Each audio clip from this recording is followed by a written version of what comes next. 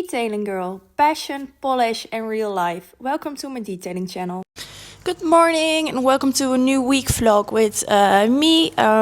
This week we have a Porsche Turbo 911 in the shop for 2 days. It's with a stone chip repair and a full detail, so it's gonna be a work and it needs a lot of love because I washed it already yesterday. It's really nice weather here in the Netherlands, and yeah, it has a lot of water spotting in it, a lot of stone chips, so that's the awesome thing because I'm gonna do a stone chip repair on this one.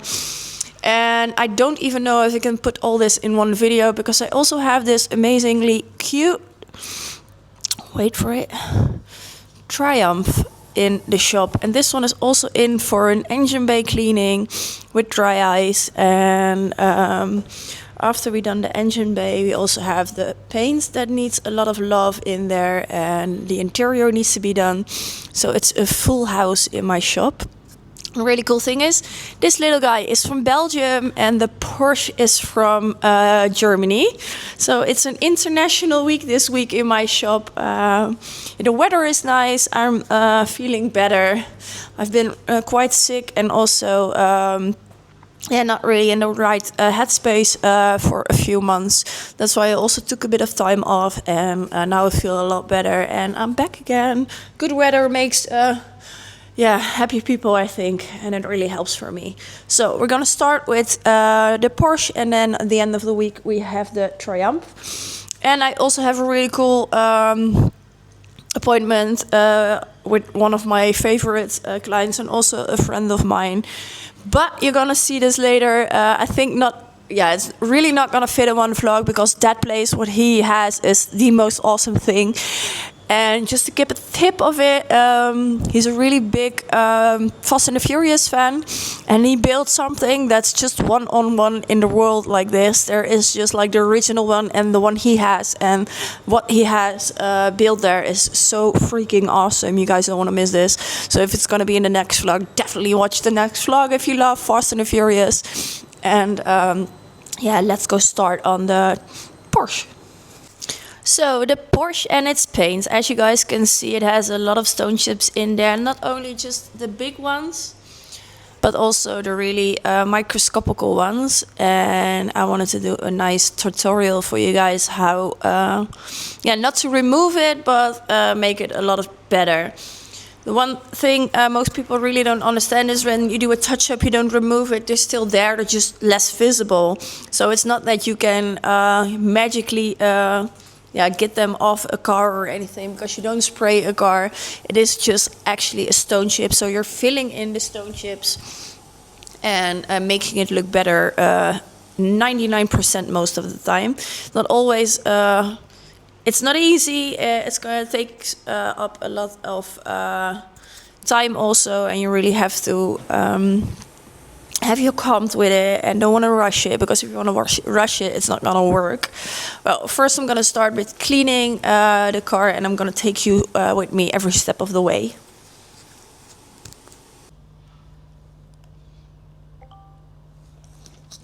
So first I'm starting with an IPA cleaner. This cleans everything proper. Of course I already did a wash before I started this and completely clean the car, but it is really important to degrease the car and have it absolutely clean, so there's no wax or anything on there anymore, because there is still wax on there. The paint will not stick. And also the comment I get a lot of times when people do stuff like this, that after polishing they polish the paint straight out again, and if you haven't cleaned your car properly, you're gonna have that problem that the paint won't stick in the stone chips. So your prep is really important. So first you wash the car, make it absolutely clean and stainless and perfect, and then when you have the car inside, I always degrease it like 2 times just to be sure, because the one thing I hate is exactly what people tell me, is that if they're gonna start polishing or anything, they're just straight up taking the paint out again. I'm gonna do the bumper and the hood of this car. It is a bit of a difference with a bumper and a hood. Why is it different? Well, because the bumper is of course plastic and the hood is metal. By polishing a plastic bumper, it's becoming static, and if it becomes static, the paint will draw itself to the car, and it is really hard to do a touch-up. But yeah, I'm gonna show you guys how I do it. So it's clean, it's prepped, and now we're gonna do the stone chip repair. I use a touch-up paint for a touch-up like this. I do it with everything. You've seen them, you've seen me use this before with deep scratches, but also with stone chips. It works a bit different than a touch-up stick like this. This is with a color and a clear coat. This is what you get when you go to a normal dealership or anything. They are nice to use maybe at home, but I really don't like using those at all, to be honest. I use a touch-up paint. This paint is mixed. There's a clear coat in here, and the color, it dries in seconds, and I can keep on working. So for me, that's a really big time saver. With deep scratch or the bigger pieces, I wait a bit longer, but with the really small ones, it is like straight up dry when I put it on there. So that's for me, awesome to use. Also, if you can see it, I don't know, I use a solid black, and this is a metallic paint, I know this, but with metallics you can have a different outcome with the color, because when you put in that stone chip, and a metallic can fall both sides, so you can have it on the one side and it gives you another color than it gives you when it falls on the other side. So I like to use solid black for this, and the outcome, you don't even see this, and for me it gives just a way better outcome than using a metallic on a metallic car. Next thing I wanted to explain, touch-up sticks. You have those, and of course you have the toothpicks. Everybody sees me using the toothpicks. There is a big discussion about this. One says don't use the toothpicks, they're not good enough. They use the touch-up sticks for this. I don't like using the touch-up sticks. Why don't I use the touch-up sticks? Well, for me, it just gives way too much paint on my touch-up or on my stone chip. And I just really like using toothpicks. These are the cheap toothpicks. They are not coated, so the paint sticks nicely on them. I think it was like €1 for this whole box, and there are like 500 pieces. Yeah, 500 pieces in there. So it's a really cheap toothpick, but it's amazing for a job like this. What I'm gonna do first you have the really big ones. You see like the really big white dots on there. First I'm gonna fill those in, and I do those by toothpick. And after that I'm gonna explain what I do with the microscopical ones, because those have a bit of a different approach in it. I know what I do on stone chips is different than some people do online. I'm not saying this is the perfect way or this is the one way you have to do it. No, this is just my way. And how I get my results, and I'm just sharing that knowledge with you guys. So if you do it differently, please let me know also how your way is, because I always love to learn, of course. But for me, this is like the best thing, and all my clients come back for this. It is a really awesome upsell, because most clients, they see my stone chip repairs online. They send me an email about this. Oh, I saw this. I want to get my cars with stone chips done.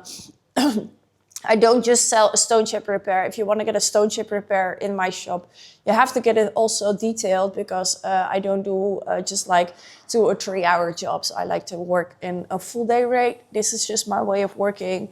I don't say also this is for you, but for me this works awesome. Because I'm already really busy, I can't have like multiple clients coming in a day. I also don't have the room for this, but also I don't have the room in my head for this. So I like to do it 1 car a day, at least just 1 car a day. Normally this one is here for 2 days and the Triumph is here for 3 days. So it's not that I do the 1 car a day, but this one sent me the email for the stone chips, and now it's in my shop for 2 days, a full detail and the stone chip repair. So that was a really awesome upsell. So stone chips, a lot of talking, sorry, I'll shut up. And I'll start filling in the stone chip.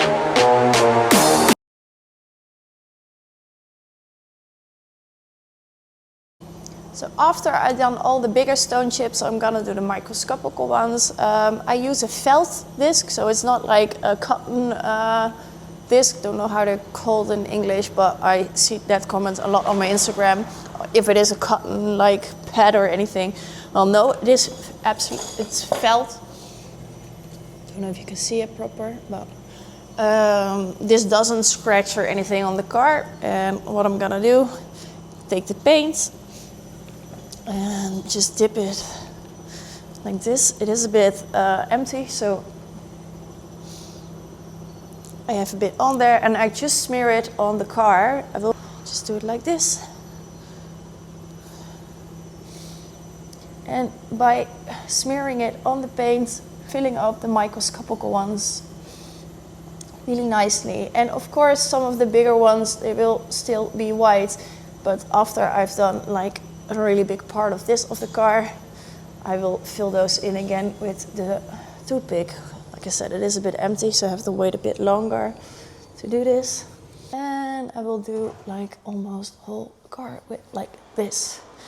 I do just piece by piece. I don't do everything at the same time. I have to be a bit longer, because if I do everything at the same time, well, it's gonna be on there for too long in my opinion and experience.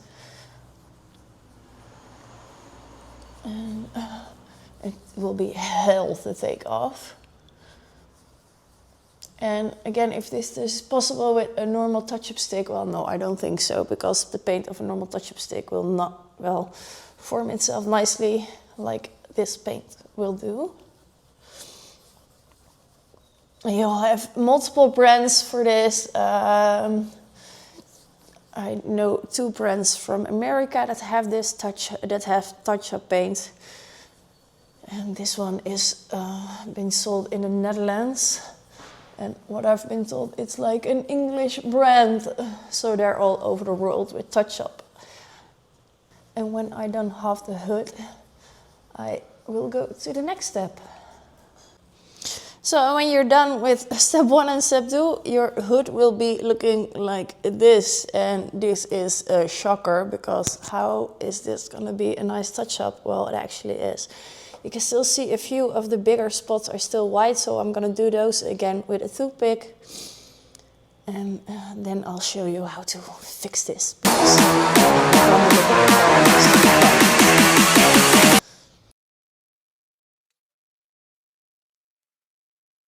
So you're gonna wanna get out an old pad for this one, because what we're gonna do now, well, the paint that's on the car, we're gonna polish it off again, and of course it will be in the pad. So you want to have to keep your pad clean at all times, but also get an old pad out and use new pads for this, because it's just a shame for all those pads that you're going to waste. So I put on a heavy cut. I use the heavy cut from the hard cut from ADBL. I really love this compound. It doesn't give me much dust. Well, it is an old pad, so it will give me a bit more dust than normally. But overall, the compounds and the polishes from ADBL don't give off that much dust, which for me is an awesome game changer. And I've talked about this before in my videos, but especially when you're on location and you have a compound that doesn't give that much dust, also the work afterwards is a lot easier and a lot faster. And you won't have it in all those cracks and edges, how it's called. But keep the machine at a low speed and put it on a high speed.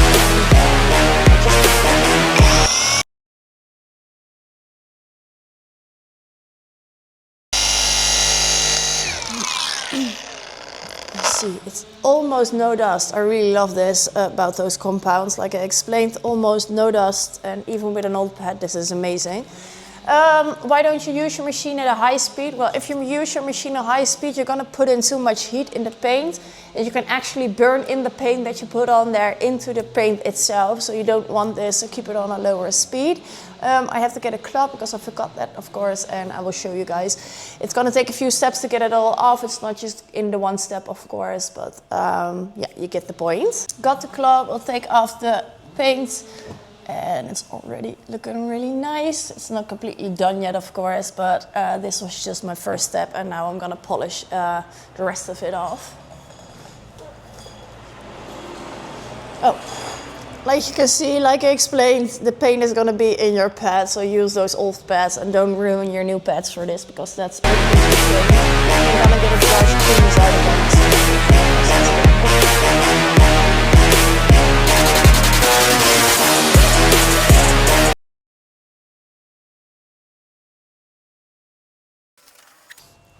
I will show you guys, you can still see those bigger dots in there. Well, of course, we're gonna sand them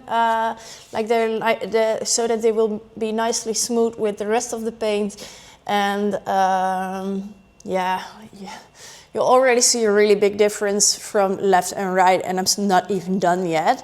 The nice thing is also you're polishing already, so you're also polishing the hood of the car. So after you're done your stone chip repair, you also don't need to polish it again, because then it's already polished and nicely done for the rest of the job, and then I'm gonna start the rest of the car. But I'm already really happy. So what did I do? I did the whole hood of the car. I did with the way I showed you guys, and then when I was done, I filled in the really big ones again and going to let them dry. So gonna do some work on the rest of the car, and after this I'm gonna sand those down and polish it again. And now I'm gonna hear you guys think, how long does a stone chip repair usually take? Well, it takes up a lot of time if you want to do it correctly, and that's also why I booked the car in for the whole day, because I know it doesn't take up 2 hours. Yeah, it takes up 2 hours along the day, but I need the time also for letting the paint dry correctly and doing the steps. And so for me, it is then an easier thing to do some detailing work on the rest of the car and book it in for the rest of the day. So I have time to do my stone chip repair, but also can do some work on the car itself, because otherwise, the time just will be ruined, and I don't have anything to do with it. I can't do multiple cars in my shop, so for me, this is the perfect way to do this, and all my clients mostly understand it. So I'm gonna do some polishing on the sides of the car and the roof, and then go back for some sanding. I detailed almost half the car, and now I'm coming back to the stone chips. I already did a few just to find out if they're dry enough, and they're dry enough. So now I'm gonna do the sanding part. You can do it by hand, or I have a touch-up sander. This little guy is just like amazing. Saves me a lot of time, and I also like the sanding scratch a lot from by doing it by machine, because it is a lot softer than when you do it by hand, because even with a hand and a block you can sometimes have a bit of uneven pressure, and this one has a nice overall pressure on there. I used the stickers from Kovacs. You just stick them on. Got a small interface pad on here, and this is grid 2000. Why not start with the 1500? Well, the 2000 also works and makes it a lot easier to polish back. So I have it on volume 1 when I use it, and I'm just gonna do them one by one, and there are a lot on here, so it's a lot of work.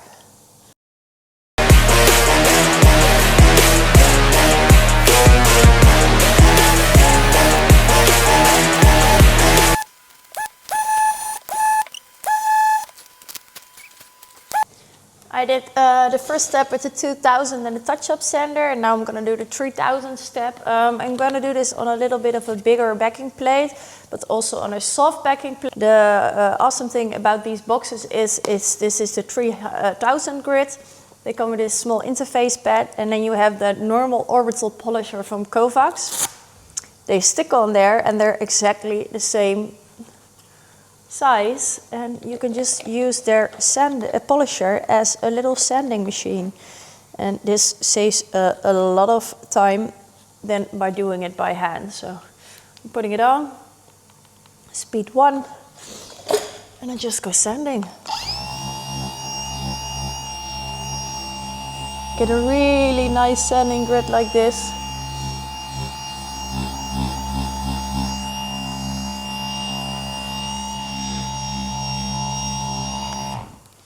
It is dry sanding, so you have to also clean it in between.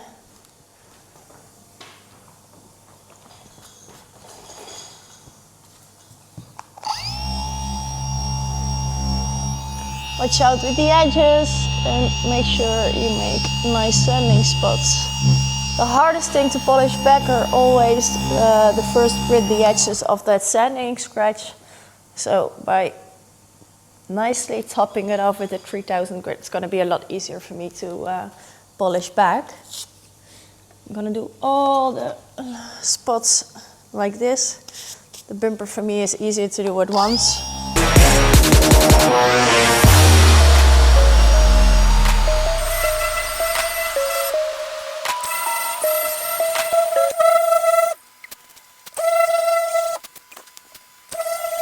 And now it's time to polish. I did all the sanding, and now I'm gonna do with a short hair rule and a hard cut from ADBL, and I'm gonna polish it back, and we'll see what the outcome is.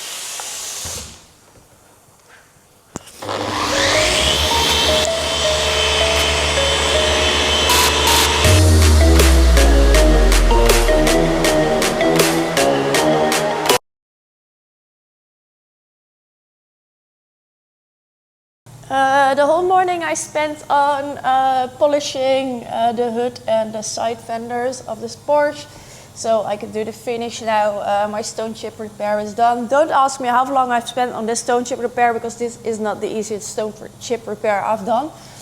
It was completely filled with stone chips, and especially the bumper, and bumpers are really hard to get nice, but I also want to get it as nice as possible. Of course, every car I want to get it as nice as possible, but some cars just need a bit more attention, and the one car just needs a bit more attention, and the other car will be much easier. It's a bit give and take, in my opinion.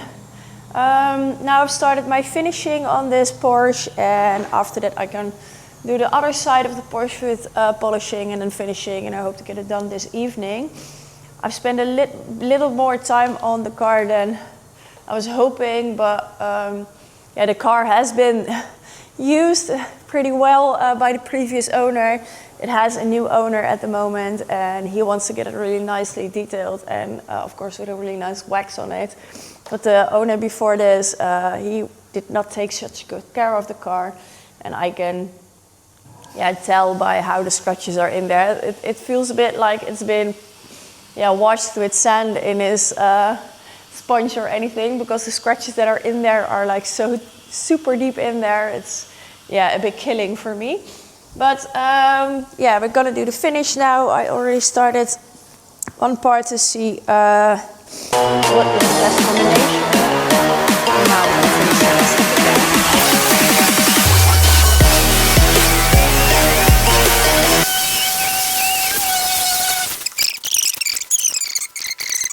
So I just finished the hood of the Porsche, and I think approximately it took me 4.5 hours.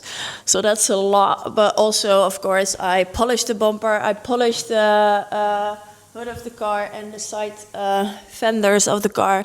So overall with that, it is a normal thing to do, I think. But there were like so many stone chips on here. It was like absolutely crazy. And I had it one time also that I had a car like this that was really, really beat up, and there were so many stone chips. And I spent like 5 hours on the hood or something, and the client come pick it up and said, "Oh, it looks really cool, nice, thank you. I think you missed one. I think you missed one." And the 1,000 I did, I was like, one? How the hell can you see that one and don't see the overall of it? Yeah, with a stone chip repair, it's very important to explain also to your clients that what I also do in my emails. If I take a client on with a stone chip repair, I always tell them it's possible that sometimes there is just one that didn't take, or it can't come out completely, or I can only do what the paint lets me to. So you don't have their expectations up, and they're just like, I don't know the English word for it, but they're like in their normal state of mind, and they know what is possible with a stone chip repair. It is not a freshly sprayed bonnet. It's the same with a scratch repair. It is not a sprayed door, it is still a repair. So the scratch and the stone chips are still there, you just don't see them as much anymore. That's the difference. And I think that is one of the most important things you have to tell your clients when you're gonna do something like this, that they don't have their expectations up here, and they still have like a normal state of mind with this, and they still know what they can expect, and that there is maybe still one stone chip left after the thousands you've taken off there. But I will show you guys the results. I'm definitely happy. I hope my clients will be happy too.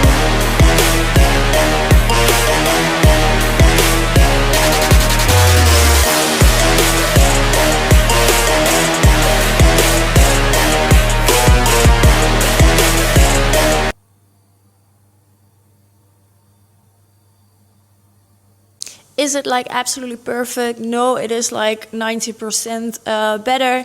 It's still a touch-up when it's 90% better. I'm really happy with the results. So happy about this. Now I'm gonna finish the rest of the Porsche. I still have to do the whole right side, the half of the roof and a part of the back bumper. And I have till this evening, so I'm not gonna do any videos for today anymore because yeah, I'm quite in time stress. And I really hope you enjoyed it. Don't forget to watch next week again. Then I have a video on the Triumph, because I know this is not going to be all in one video. Otherwise, you will be looking at me and listening to me like an hour, and I don't want to be yapping in your ear for an hour. So this is part 1 of the video of this week, and next week we'll do part 2. And that's with dry ice, and yeah, really cool old-timer interior, exterior detail, and a coating.